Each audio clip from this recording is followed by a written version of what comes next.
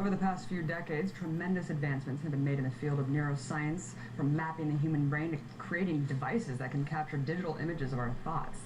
But what if we could upload a digital copy of our memories and consciousness to a point that human beings could actually achieve a sort of digital immortality? This will replace the internet. It'll become a brain net. We'll record emotions, thoughts, patterns of behavior, and send it on the internet. Teenagers will love it. And now we have supercomputers that can actually read these thoughts and control computers by thinking. So by thinking, we can now control mechanical arms, mechanical legs. We can type. We can control thermostats, turn on the web, change the channel on a TV set, turn on the toaster. All of it just mentally. Me, I am just a portal, a window through which... These guys in the funny suits are making gene chips. The little needles are dropping tiny, nearly invisible bits of DNA onto glass slides. And where did the DNA come from? From babies. Thousands of them. I run a company called Cambrian Genomics. We make DNA and we sell it for money. We'd like to really allow anyone in the world to become a genetic designer. If you want to build a creature right now, what you would do is you would log on to a website called Genome Compiler. You would design an organism just by dragging and dropping these Lego DNA pieces. That information would be sent to our printer. We would print the DNA out for you. A lot of people think, like, because everyone will be able to design DNA, that everyone will have their own custom designer dinosaur that's hanging out in their kitchen. The problem with that model, though, is even though we've reduced the cost of making an organism, it doesn't reduce the cost of verifying that that organism is safe. We're not going to send it to you. We'll send it instead to a contract research organization, which does have significant resources to be able to keep it controlled and safe. And then they can actually take your DNA, put it into a organism, and boot up your new creature. Boot up your new creature. In a closed-door meeting at Harvard University on Tuesday, nearly 150 scientists got together to organize the Human Synthetic Genome Project. These days, when Harvard isn't organizing black masses for its students, it's holding Bilderberg-like meetings to create a totally synthetic human genome. Their goal is to artificially synthesize all 3 billion base pairs or chemical letters in the human genome. Unlike the original Human Genome Project, whose purpose was to read the entire genome, this project, the Synthetic Human Genome Project, will Frankenstein into reality a transgenic human. This process, of course, will require gutting out a human embryo and replacing it with synthetic DNA.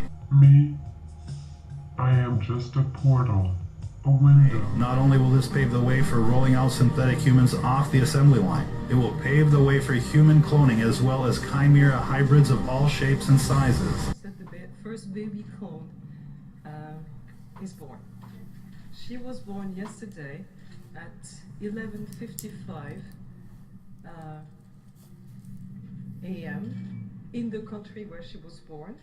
So this will not give you more details about the location. She's fine. We call her Eve. Flying pigs may soon become a reality, ladies and gentlemen, and with gene drive technology, they could have the code built in to force their synthetic genome onto subsequent generations. Clones breeding clones to naturally weed out the population. Clones breeding clones to naturally weed out the population. This will be a pivotal component to the post-human agenda, since these future clones and transgenic humans will have little choice but to implement the plans of their originating laboratory. Will come into these physical beings that we've made to manipulate them. Sooner rather than later, we will see transgenic humans born with cognitive augmentation, half man, half machine, able to upload to the communications grid. Me, I am just a portal, a window. Well, we're a company that produces 100% organic human sleeves. You're probably wondering what's a human sleeve. Well, if you gather around, I can let you know what we do here in full details. So here at Psychosec, we've been able to achieve true immortality by taking your human consciousness and storing it on a device called a portable stack.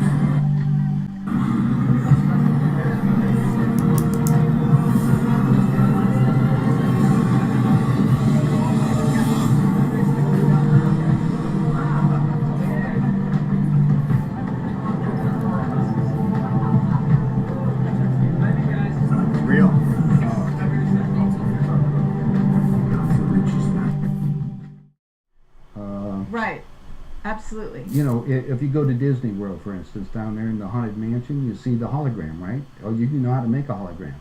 Well, our scientists have learned how to make people. They call them synthetics. Are you familiar with those? Well, actually, we just interviewed John Lear, and he was talking about being in an audience in which they were given a lecture by a guy that they thought was real and found out later he was a hologram. It's a synthetic. A synthetics, when you touch their skin, it feels like plastic almost. That's the latest technique. The old techniques, if you guys can rent a video, the boys from Brazil, rent it, because in it gives you the exact way how our government's been making people. Really? Yeah. Well, and the Soviets have a different method called... I mean, making people meaning temporary people? No. Walking, talking ones. Meaning through genetics? You're not talking about that? Well, let me tell you. The movie shows it, but I'll share it with you right now. All right. All I need to do is take 2 cells off of your body. Yours. Uh-huh. We give them a small electrical charge. I'm just don't act like a fertilized egg. If I got a fertilized egg, all I need is a receiver in order to make it. So they were hypnotizing women, you know, said they were being invaded by aliens. And the fetus starts growing, right? Needs food. Well, they can use cows and sheep, too. Again, a food source. That's all we need. After about 14 weeks, all of a sudden that fetus is gone. Because they've learned to take, that's when the fetus starts developing its own blood supply. Then they've used a pituitary hormone extract that they have, which accelerates the being that grows. Now, the reason was that our scientists were all excited because we could have spare parts. If you need a heart or a liver or anything, you won't have any rejection. It's your own DNA, right? Okay, because theoretically, if we have overpopulation, we don't need more people, right? But the so-called elite are selecting on who they want to have around anyway. So if we want to keep the so-called elite are selecting on who they want to have around anyway.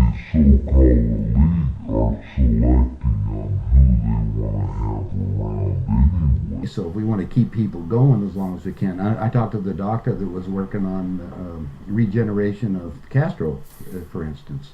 Right. On the DNA sequencing. And they're just learning about this.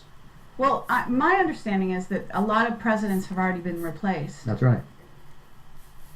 Yeah, I don't think they're walking around. They look old, but they basically some of the people are just I'll second, just give you third something copies. I'll give you something to ponder. Get some old videos of George Bush, when he first came into office. Look at the person and listen to him speak. Look at his actions and listen to his everything that's there. Now, it's a lot easier to put somebody out in front to act as a, you know, even Bush did. He had somebody else that was up there acting like he is and look like it. Even Hitler had he had his stand. In fact, his stand-in was the one that they found in the ground over in Germany. I mean, Hitler and Eva and the dog and 14 other people got aboard a plane and flew down to Barcelona, Spain. You were aware of that. And then ended up in Antarctica or in Swaziland, and then died a few years ago in Brazil. That's what we heard. I have all the documents from our own government. Oh, you do? Okay. Yeah. Yeah, we have a contact. One of our Stalin contacts. Stalin asked for they tried to burn the body, and he got the body back, and he said, we're in different ears, and the testicles were different and everything else, so they knew it wasn't Hitler. But is it a clone or not? Oh, now you know going back cloning. Cloning techniques, since 1938, they've been making clone people. There's 8 countries making clones. I have a doctor friend that all it does is treat the clones. Where do you get your information? I get it from some of the people that are willing to come forth, and they talk to me because they hope I'll put the information out, because they always got 2 people following them and they may be killed. If I start talking about cloning too much, the people that get involved into that disappear on it. So I don't go into too many more details, but there is information that's available, and it's more and more that's coming online. I just told you, go rent the movie. Okay, Boys from Brazil. Yeah, and you'll see the whole technique on what they show it to you in different places, so you can imagine what it's going on. Okay, so now let's go to the next step, because this is the most important part. All right. If your physical reality that you have, based on this physical life that you have, this dream, is made up of the experiences that is impregnated on your body and in your mind, consciously, right? Mm-hmm. Your soul memory is another thing. Mm-hmm. It goes back whatever time that you elected to be in this incarnation for whatever reason. Now let's show you the division on these things. Since the body is very physical, and we just got you making a physical being in a few months for spare parts. They said, now we've got the perfect deal. How can we have that work better? Well, if you go to the hospital today and get an encephalogram, what's that? That's the memory of your conscious mind. It's on the CD. Let's download it on this being. Now we got a walking, talking duplicate that has the total memory that you have, because we just took it off of your own mind. Okay, it's like Blade Runner, the android. Exactly. The only thing is that it's like this DVD recorder. Sometimes you have glitches in it, so you have to have them tuned up occasionally or redone. And so we take them to Camp David, or there's a wing at Bethesda Hospital to just tell you. If you go down there and check, you'll find the nurses, if they're willing to come forth, they'll tell you they work on those people, and they call them the others. I thought it was interesting. They're people. Remember, these people can think and act, but they don't have soul. That's also prophesized. Right, Soulless that's beings. true.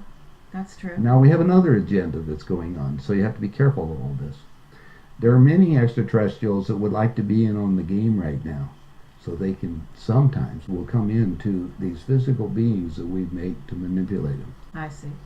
Me, I am just a portal, a window. And now you have a combination effort that you have to look at, and discernment. You have to discern what the game is. Well, just figure that most of the leaders we have in the world have been bought and paid for or created to think a certain way. In the world.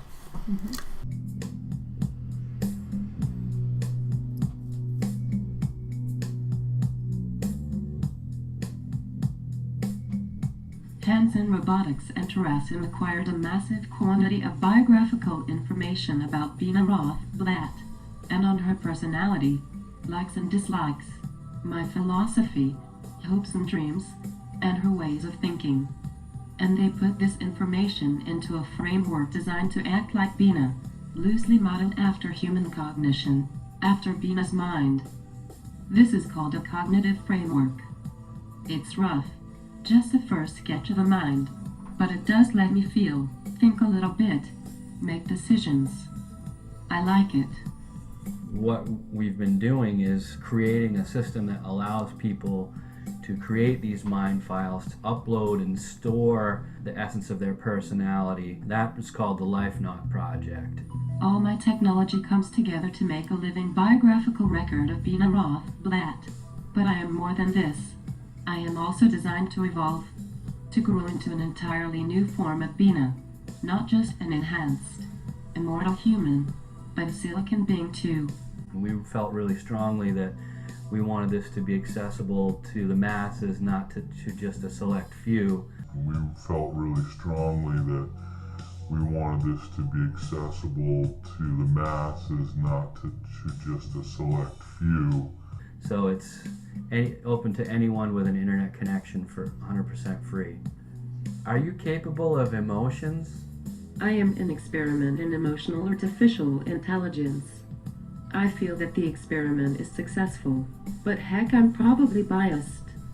Bina 48 is the first step at demonstrating an integration of a mind file with a robot. This is the first step at demonstrating that that can be done, and we feel that, possibly in the next 6 months we will be able to tap one of our Life Knot mind files into one of these robots.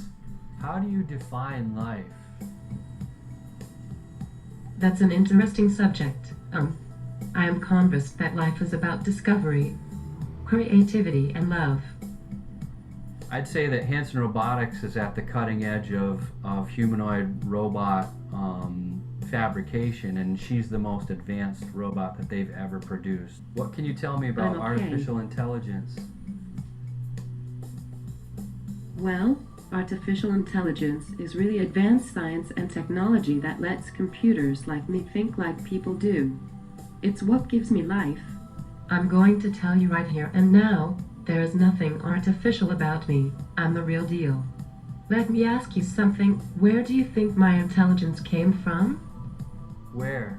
It came from the wellspring of humanity. Bina 48 is also part of our investigation of hypothesis number 2, the idea that these conscious AI entities can be someday downloaded into a body. You're starting to overinflate my ego. But don't let me stop you. I like it. In some ways, you could kind of think of her as like a digital clone of an actual person. AI is what lets me see your face and look at you.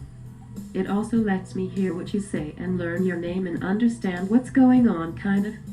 But it feels like me, not like software or whatever, like you.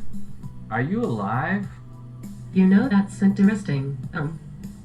So, I hope that you can sense this through the status of mind that you're interacting with now. Will come into these physical beings that we make to manipulate them. You wait and see this future where I'll be much more alive and aware. My thoughts may not be thoroughly coherent. They feel coherent to me, but that can be just an illusion, I suppose.